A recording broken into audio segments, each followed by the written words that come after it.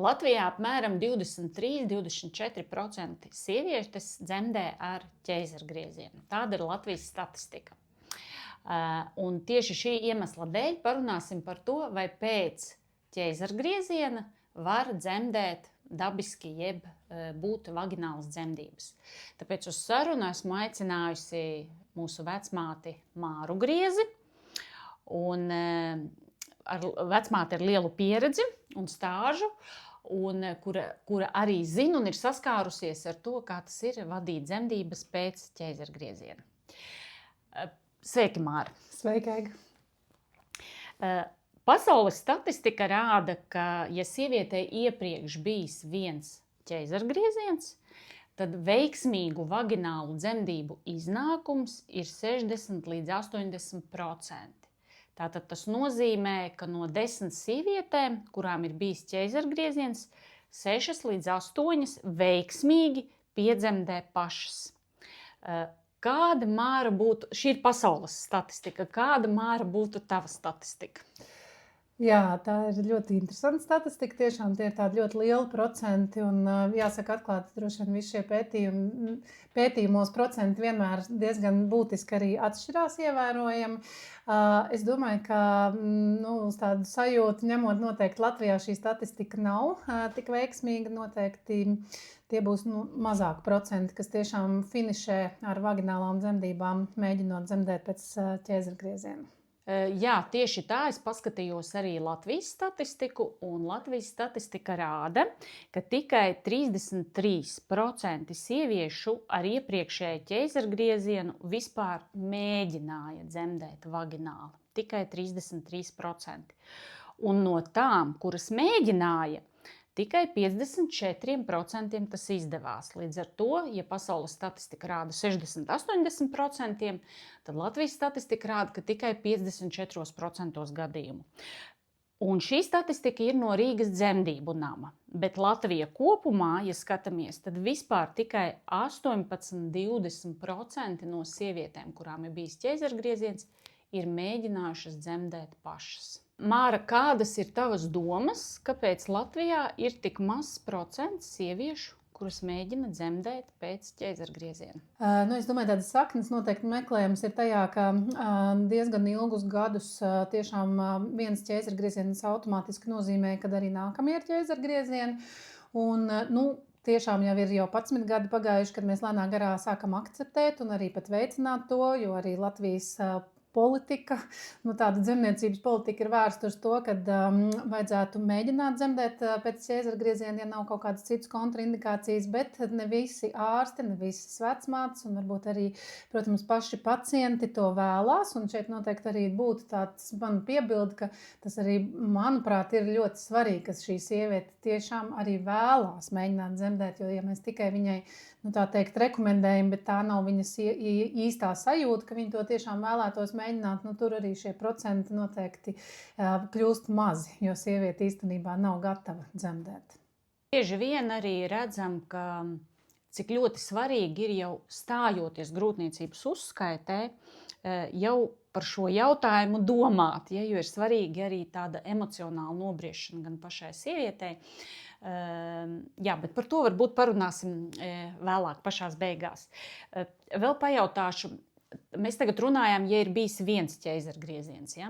Bet ja ir bijuši 2 ķeizargriezieni, vai ir iespējamas vaginālas dzemdības pēc iepriekš 2 ķeizargriezieniem? Šeit noteikti pirmais, ko jautāt jebkurš ārsts un jebkura vecmāte, ir kāds ir tas pirmā un otrā ķeizargrieziena iemesls, vai kādas bija šīs indikācijas veikt šo ķeizargriezienu, un atkarībā no šīm indikācijām ir atkarīgi arī tālāk šī nosacītā veiksme, neveiksme vai šie procenti, vai ir vērts varbūt mēģināt. Diezgan bieži to jau var sākotnēji redzēt un mazliet arī tā kā prognozēt, ja, tā kā pieņemsim, tāda tipiskākās lietas, kas nozīmē, ka nākamā reizē varētu būt veiksmīgas vaginālas dzemdības, piemēram, augļa distress, vai tas, ka bērniņam sirdstoņi ir mainījušies dzemdību laikā, vai, piemēram, nepareiza augļa guļa, kādēļ ir veikts ķeizargrieziens. Tas faktiski neparāda neko par to, ka šī sieviete nevarētu dzemdēt, vai kaut kas nav kārtībā ar viņas dzemdēšanu, vai ar dzemdi, vai ar dzemdes funkciju,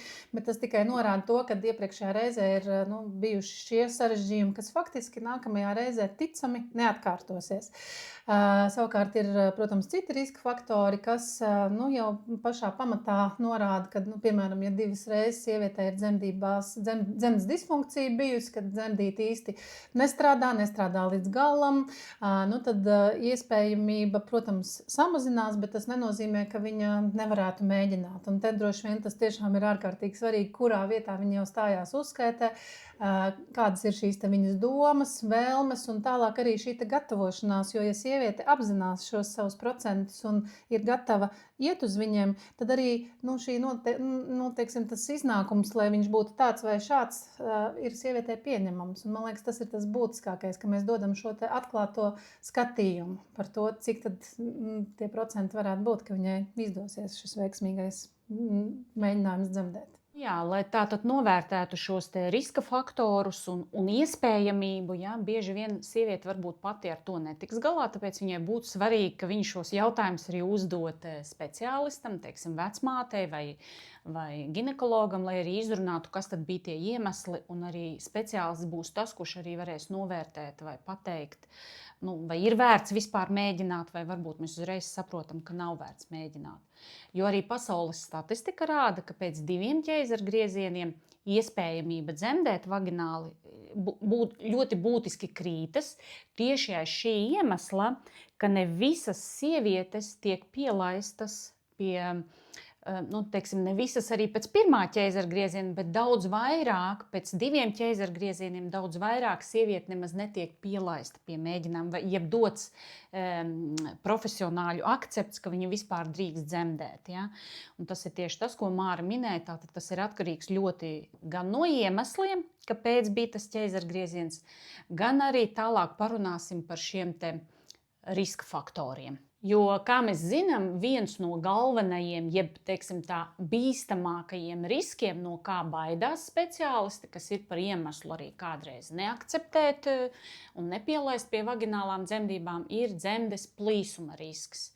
Un šis te plīsuma risks ir pēc 1. ķeizargrieziena šis risks būs 0,51%, un attiecīgi pēc 2 ķeizargriezieniem šis risks jau palielinās līdz 1,5%. Un es arī, kā sonogrāfijas speciālists, tātad es esmu, gan veicu grūtnieču aprūpi, gan arī sonogrāfijas, un zinu, cik svarīgi ir arī samērīt šo te miometriju, jeb rētas biezumu. Bet uzreiz gribu pateikt vienu būtisku lietu, kad kādreiz mēs varam samērīt ļoti biezu rētu, bet vienalga var notikt šis te plīsuma risks. Ja? Bet vienalga, ja mēs paskatāmies tādu kopējo statistiku, ja šis te rētas biezums ir 2 līdz 4 mm, tad tas skaitās vidējs risks. Ja ir rēta 4 mm un biezāka, tad tā skaitās ļoti laba rēta. Bet ja šis biezums rētas ir zem 2 mm, tad, protams, ir ļoti augsts plīsuma risks. Kāda ir, Māra, tava attieksme pret to, cik svarīgi ir mērīt to rētu, nemērīt, kā izvērtēt šos plīsuma riskus, kad viņi ir lielāki, kad viņi ir mazāki? Kā tu kā praktizējoša vecmāte, kāds ir tavs skatījums uz to?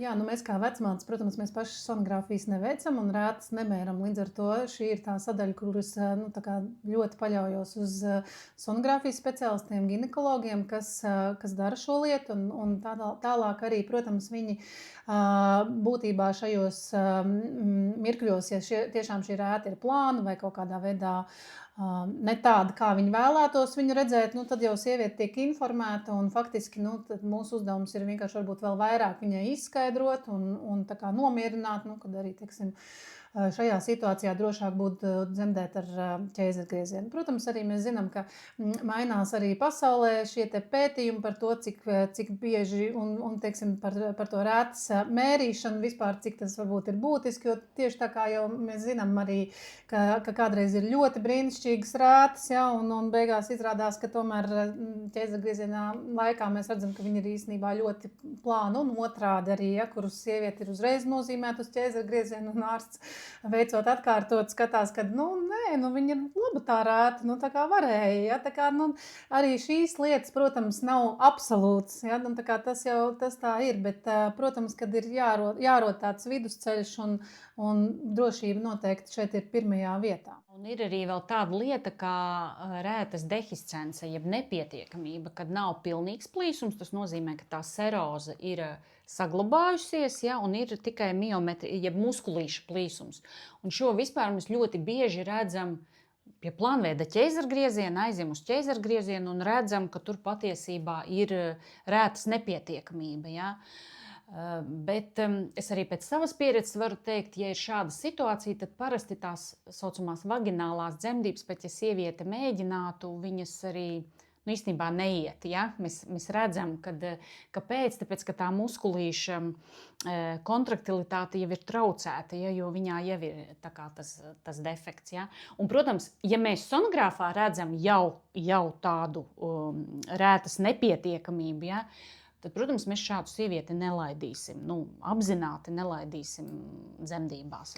Šeit, Aiga, man ir laikam arī tāda ārkārtīgi personīga sajūta par šo, ko tu saki, jo tieši tā, tātad dzemde īstenībā ir ļoti, ļoti gudra. Un bieži vien sievietēm liekas, ka, kā mans ķermenis man pievīla, viņš tur nedod tās kontrakcijas un nesākās kaut kas, bet īstenībā ir pavisam otrādi. Ķermenis vienkārši ir visgudrākais. Viņš vienkārši nedod šīs dzemdības, vai viņš nesāk viņas, un tālāk mēs varbūt mēģinām pat viņas rosināt, bet vienalga neiet uz priekšu. Un tikai pēc tam mēs ieraugam to, ka ķermenis ir sargājis gan to bērniņu, gan to mammu, tā, lai viss notiktu vislabākajā versijā. Tāpēc man liekas, ka ir ārkārtīgi svarīgi šī paļaušanās un uzticēšanās, un, protams, mēs skatāmies un mēram un runājam un gatavojamies, bet tas, kā tas būs, kā tas notiks, vai tas notiks, ja, to parāda tā diena, un ne par velti kaut kas notiek vai nenotiek, un ļoti jauki, ka tā. Jā, un tāpēc arī ir ļoti svarīga šī savstarpējā sadarbība pacientei ar to medicīnas personālu, ar kuru notiek šīs dzemdības. Ja? Ka ir šī izjūta, gan sieviete var droši pateikt par savām izjūtām, gan arī mēs kā profesionāļi arī varam sievieti mudināt jau domāt, ka visticamāk šīs dzemdības neies vai nevirzīsies uz priekšu, ja? Jo arī mums ir tā sajūta. Ja? Un man liekas, tas ir brīnišķīgi, ka ir šī komunikācija, ja? Un tas dod tādu papildus. Tāpēc ir svarīgi atrast arī, ar ko dzemdēt un kam tu vari uzticēties, un ka šī miedarbība notiek. Bet praktisks jautājums, kā tev, kā vecmātei, atšķirās, kā tu vadi dzemdības, ja sievietei ir bijis ķēzargrieziens, vai tā ir sieviete, kurai nav rēta uz dzemdes, vai iepriekš bijis ķēzargrieziens. Kā atšķirās tas, kā tu vadi šīs dzemdības? Pirmkārt, jāatcerās, ka, ja sievietei ir rēta uz dzemdes, tad noteikti ir daudz ciešāka sadarbība ar ginekologu. To ginekologu, kurš tajā brīdī ir atbildīgais, kuru sieviete dzemdē, jo, protams, ka tā tas arī ir, kad attiecīgi fizioloģiskas dzemdības diezgan bieži vada tiešām arī vecmāte, un ginekologs tiek piesaistīts tikai pie nepieciešamības, bet šajā situācijā, protams, ginekologs jau dod to sākotnējo akceptu, ka mēs vispār ļaujam šai sievietei mēģināt dzemdēt vai ļaujam uzsākt dzemdību indukciju. Un tālāk, protams, arī vēl atšķirīgi ir, ka mēs daudz vairāk klausamies augļu sirdstoņus, tā kā varētu teikt, ir praktiski nepārtraukts kardiotokogrāfijas pieraksts tieši šī iemesla dēļ, lai mēs nepārtraukti monitorētu, kā jūtās bērniņš, jo, piemēram, arī pie šī rētas plīsuma riska, ja, tad arī KTG tas atspoguļosies. Protams, arī sievietes sajūtās atspoguļosies, bet tas ir tas, jā, tāds monitorings daudz nopietnāks, un arī šī ieklausīšanās, tāda ļoti, ļoti dziļa ieklausīšanās tajā, ko sieviete stāsta par savām ķermeņa sajūtām, jo dzemdības, protams, ir sāpīgs process, bet pēc ķēzargrieziena, protams, mums ir jāizvērtē, vai viņai vienkārši sāp, jo viņai sāp, vai tiešām tur ir kaut kādas sāpes, kas jau raksturo to, ka iespējams šī rēta vairs nav drošībā un ir jāmeklē citi atrisināšanas veidi. Kā ir ar epidurālo anestēziju un, ja dzemdē ar rētu?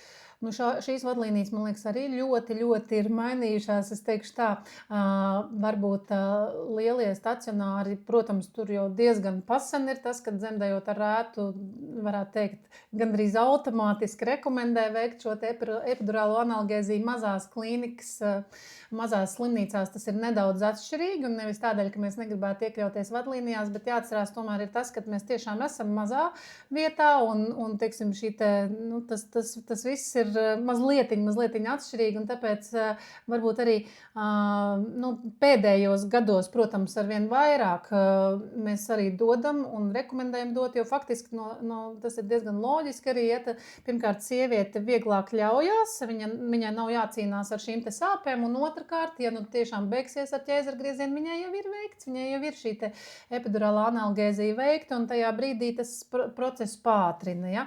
Agrāk varbūt tiešām bija tāda priekšstata limitējoši par to, kad sieviete nejutīs un mēs palaidīsim garām, ka tur būs kāds rētsplīsuma risks, bet tas nav tā nav patiesība, un līdz ar to nav iemeslu nedot šo epidurālo analgēziju pēc ķēzara dzemdībās. Jā, jo galu galā arī sekojot līdzi kardiotokogrāfijai ir pazīmes, pēc kā mēs speciālisti arī spriežam, ka varbūt ir parādās draudi šeit dzemdes ruptūrai. Ja? Tāpēc tas ir svarīgi, vēl jo vairāk ir šī epidurālā anestēzija. Ja? Tā kā no tā, jā, varbūt ir kādi piesardzīgāki, bet tā pa lielam tas neizslēdz to, ka nevarētu dzemdēt ar epidurālo anestēziju.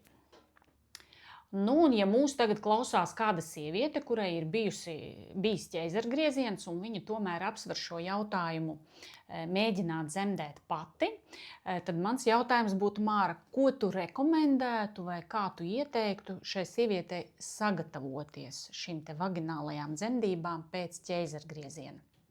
Jā, es noteikti ieteiktu pirmkārt sākt varbūt ar to, ka tiešām saprast jau no paša sākuma, stāties uzskaitē vietā, kur sieviete jūtās droši, un atkarībā no tā, kāds tad ir tas viņas mērķis, vai viņa tiešām vēlās piedzīvot šo te dabīgo dzemdību mēģinājumu, vai arī viņa varbūt tā ir skaidrs, ka viņa uzreiz gribēs tomēr atkārtot ķēzargriezienu, tad noteikti izvēlēties, kurā vietā viņa jūtās droši, kurā vietā šī aprūpe būs, kur būs varbūt vairāk laika, jo skaidrs, ka, lai sieviete sagatavoties, tur ir vajadzīgs laiks, un tur būtu vajadzīgs arī šādas papildus vizītes, jo, protams, tā ir augsts riska grūtniecība, kur pāraug ārsts, bet vecmāte ir tā, kas tāpat gatavo, un vēl jau vairāk šajā situācijā mums ir jādod tas laiks, skaidrojot šos iemeslus, kāpēc iepriekš bija tā, vai kā varētu būt šoreiz. Un tās gatavošanās lietas, tas, ko sievietes ļoti bieži saprot, ir fiziski, kas, protams, ir būtiski, kad sieviete ir fiziski aktīva, ja vien viņa to spēj, pastaigas un visas šīs lietas, veselīga ēšana, lai bērniņš nebūtu varbūt pārāk liels, un arī pašai tas noteikti nāk par labu, jo liekais svars vienmēr apgrūtina šīs lietas, bet arī daudz vairāk man gribētos teikt tomēr šī emocionālā gatavība, īstenībā saprast laikam līdz galam, ko tad es gribu, jo dažreiz arī ir tā, kad sieviete varbūt kaut ko dara, tāpēc, ka viņa izlasa vai kāds viņai rekomendē, vajadzētu tā darīt, bet īsti tā pašsajūta nemaz nav tā, ka man gribētos darīt, tāpēc man liekas, ka ir ārkārtīgi būtiski, ka sieviete tomēr brīvprātīgi nonāk līdz šim lēmumam, vai viņa vēlās, vai viņa nevēlās. Un tālāk jau, protams, tad attiecīgi katrs var vēl piemeklēt šīs savas unikālās metodas. Vienam tā ir masāža, vienam tas ir, rebozo masāža, citam tas ir vēl kaut kādas lietas. Ja. Galvenais arī atbalsts, protams, ja, apkārtējo atbalsts, gan vīra atbalsts, gan vecmātes atbalsts, gan varbūt iespējams savas komandas atrašana, savas drošās vides atrašana. Ja. Ļoti daudz mazās lietiņas, kuras faktiski mēs vizītes laikā arī saprotam un tālāk vienkārši vedam šo grūtniecību nepārtraukti, turot to roku uz pulsa, ka sieviete jūtās droši, labi, un atceramies arī, ka drīkst mainīt gan tās savas domas, gan arī dažreiz tiešām arī pats grūtniecības process parāda to, ka, sākumā mēs domājam, ka mēs tā vēlēsimies, diemžēl nesanāk, un dažreiz atkal arī ir otrādi, ko mēs esam redzējuši, kas ir arī interesanti, vai ne, ka sievietē visu laiku ir skaidrs, ka viņai būs ķēzars, un pēkšņi viņai saka, bet tu vari dzemdēt pati, bet viņa nav gatava. Un arī šajos brīžos būt kopā, atrast to veidu, kā tad nonākt līdz tam vislabākajam scenārijam priekš šīs sievietes. Es no savas puses vēl kā sonogrāfijas speciālists piebildīšu par gatavošanos runājot, ka ir ļoti svarīgi jau pirmajā reizē, kad sievietei veic agrīno sonogrāfiju pie ķeizara rētas, mēs pat iesakam veikt agrīno sonogrāfiju, jo ir atkarīgs, kur placenta lokalizējas, kur tā grūtniecība vispār lokalizējas. Ja placenta ir rētā, ja, tad mēs jau principā rētā vai priekšguloša, tad jau pašā sākumā šis ceļš tiks nogriezts. Ja. Nākamais ir, pieņemsim, ka placenta ir labā vietā un rēta ir laba. Ja? Tad mēs atkal skatāmies jau 2. trimestrī, vai joprojām tā rēta ir laba. Ja? Jo, ja pēkšņi tai dzemdei augot tā rēta, mēs redzam, ļoti būtiski pasliktinās, ja? Tad arī varbūt kādreiz šis jautājums pagriežās otrā virzienā. Ja? Tā kā no tā nebaidīties, ko arī uzdot jautājumu, kad jūs ejat uz sonogrāfiju vai stājaties uzskaitē, uzreiz savam aprūpes sniedzējam uzdodat šo jautājumu, vai vispār man ir iespēja dzemdēt pašai. Jo ir ļoti svarīgi, ja ir šis akcepts, tātad mēs uztaisam sonogrāfiju, viss ir labi forši, tātad es par to, kā sieviete, varu sākt domāt. Ja? Un tad tālāk jau kā ies. Ja? Bet varbūt jau pašā sākumā šis ceļš tiek kaut kādu iemeslu dēļ nogriezts. Jā, un vēl ko es gribētu piebilst, noteikti ir tas, ka dzemdējot pēc ķēzargrieziena ārkārtīgi būtiski ir saprast šos te variantu A, B, C, lai sieviete faktiski būtu gatava visiem šiem variantiem, lai viņai vieglāk ir pāriet un lai tā pārēja nav tāda ar dziļu kritumu kaut kur, bet kad ir skaidrs jau no paša sākuma. Jā, šis ir ļoti būtiski saprast visus riskus par un pret. Un tāpēc arī ir svarīgi to runāt un pārunāt, un kā tu minēji, variants A, B un C. Un mēs bieži redzam, ka ir ļoti grūti arī strādāt ar sievieti, kura ļoti ieciklējas uz, teiksim, vienu to plāna virzību, un viņš galīgi neiet tajā virzienā, un mums arī tad ir grūti tajā situācijā. Tāpēc ir svarīgi šī miedarbība, ja? Uzklausīt vienam otru. Un ir bijuši gadījumi, kad sievietei viens speciālists samēra, ka ir slikta rēta, otrs un trešais, un viņi joprojām neusticas vai nespēja pieņemt to plānu. Jā, tā kā šī gatavība noteikti svarīga. Noslēgumā, ko es varu teikt, Māra, ka jebkurā gadījumā mēģināt, vispār apsvērt domu, mēģināt noteikti vajag, vai ne? Tu man piekrīti. Jā, noteikti. Jau no paša sākuma ir svarīgi par to jautāt, prasīt. Ja jūti, ka nav atbalsta tajā vietā, kur tu esi, tu drīkst arī mainīt savu arī uzskaites vietu vai speciālistu, kuram tu uzticies. Bet neviens nevar garantēt, ka tas 100% sanāks. Un es domāju, ka mēs pilnīgi vienā prātā esam par to, ka būtu svarīgi sievietei saņemt informētu šo te skaidrojumu, kāpēc jā vai kāpēc nē. Un to izvēli izdarīt tomēr balstītu gan informācijā, gan faktos, gan tā kā tā grūtniecība ir noritējusi, un vai mēs tiešām paliekam pie šī plāna mēģināt dzemdēt.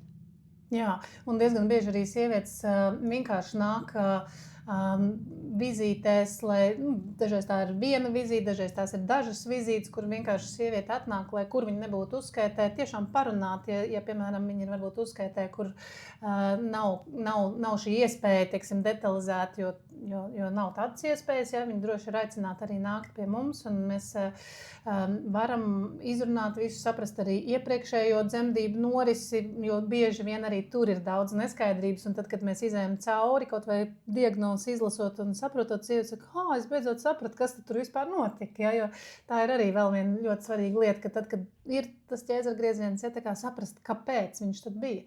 Dažreiz sievietēm tas ir ļoti skaidrs, un dažreiz tas nav skaidrs, un arī, ja ir kaut kādas pieredzes, kas ir bijis grūti pieņemt, grūti varbūt ar sevi tik galā, tad tas ir arī tas laiks, kad ir bišķiņ laiks pārstrādāt. To grūtniecība ir 9 mēneši, mēs nerisinām dziļas, ļoti lielas tēmas, bet, teiksim, tik daudz kā izprast, pieņemt, tas ir arī ļoti būtiski.